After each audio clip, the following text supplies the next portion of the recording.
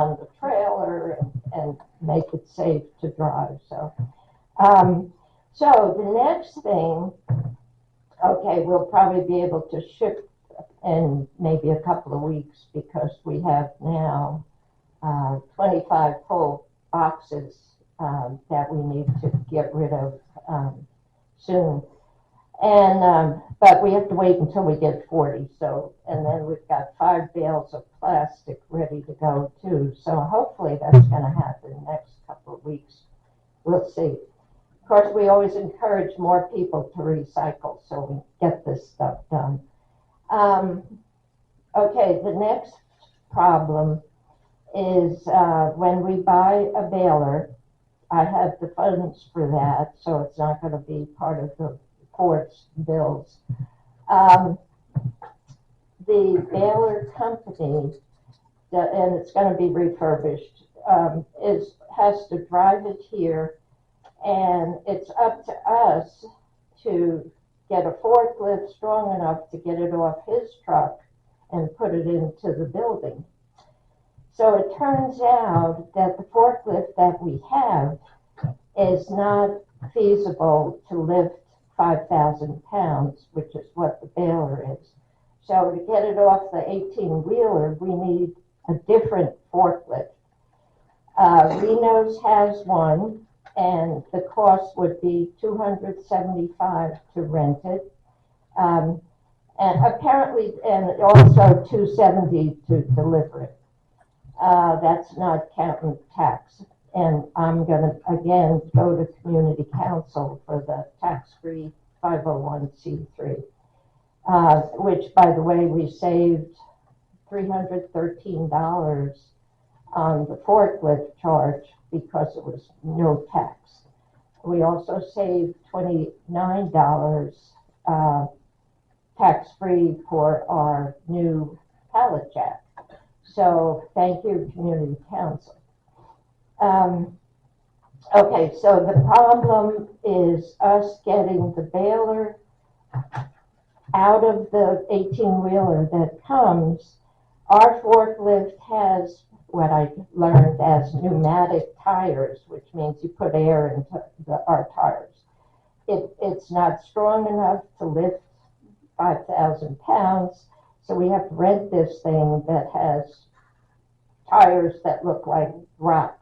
I mean, I saw one and it's like no air, but it's strong enough to lift that kind of thing.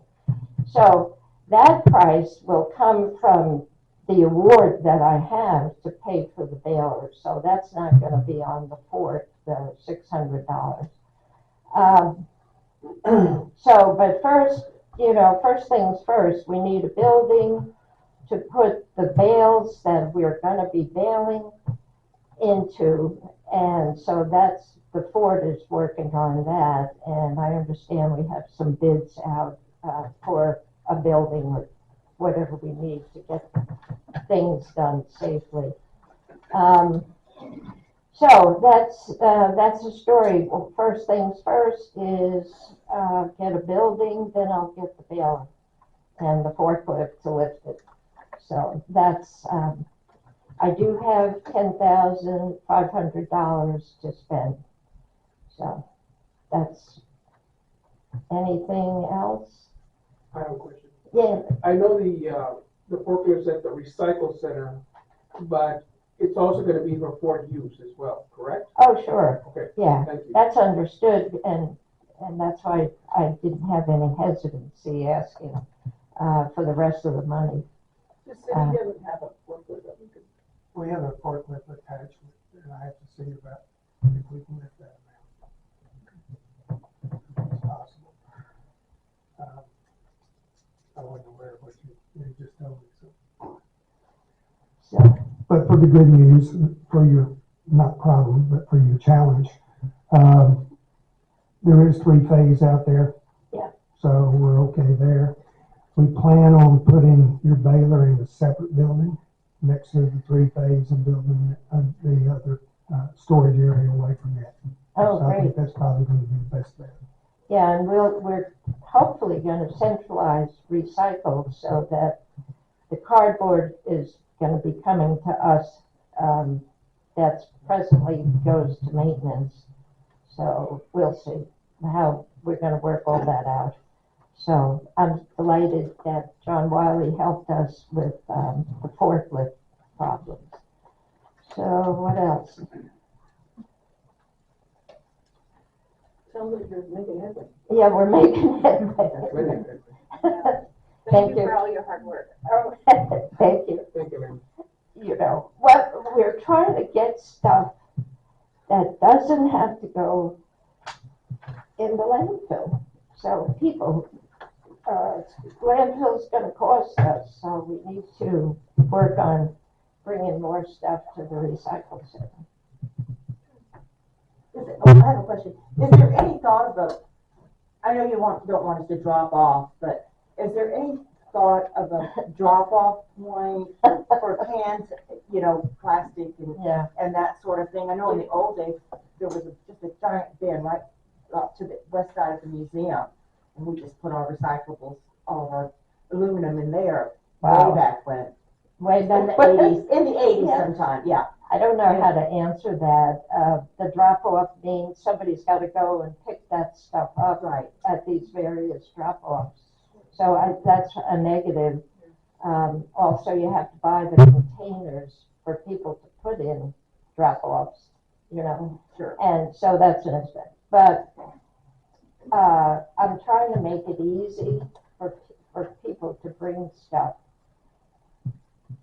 So, I don't know if we would even consider drop-off like that. I'm hoping if we could do something with the city of Brackettville, because since I got this Coca-Cola money, we need more plastic, water bottles, and, number one, plastic, and that's what that is. And I'd love to have the people, from Brackettville bring their recyclables. That would have to be worked out, of course, between, our management and the city council. But, yeah, Coca-Cola, who gave us all this money, has 50% of every plastic bottle from recycled plastic. So, of course, that's why they gave this money, so that we could encourage people to, recycle. So, yeah, So the moral is drink more Coke. drink more Coke, yeah, drink more water. Yeah, what else? I understand, you know, we do get liquor bottles, that's number one plastic, so vodka, et cetera, is in plastic now, so that's fabulous for Dickman Hall and so on. We need extra drinking. We always need to stay hydrated. Mr. Landon, just out of curiosity, does the bar, all the plastic bottles of the bar go to recycle? Probably not. Probably not, yeah. That would help. Yeah, we should. We should figure that out better. The administration office at least is shredding paper, so we get office paper. I pick up the bank shredded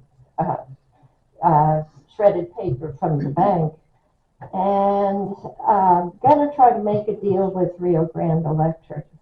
I used to get my own.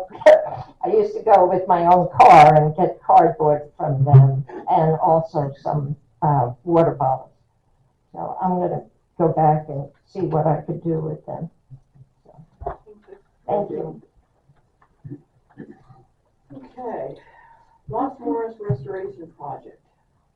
I spoke with Chris Hale about 2 days ago. He asked that I convey that at this point in time, they do not have a report. Okay, recreation.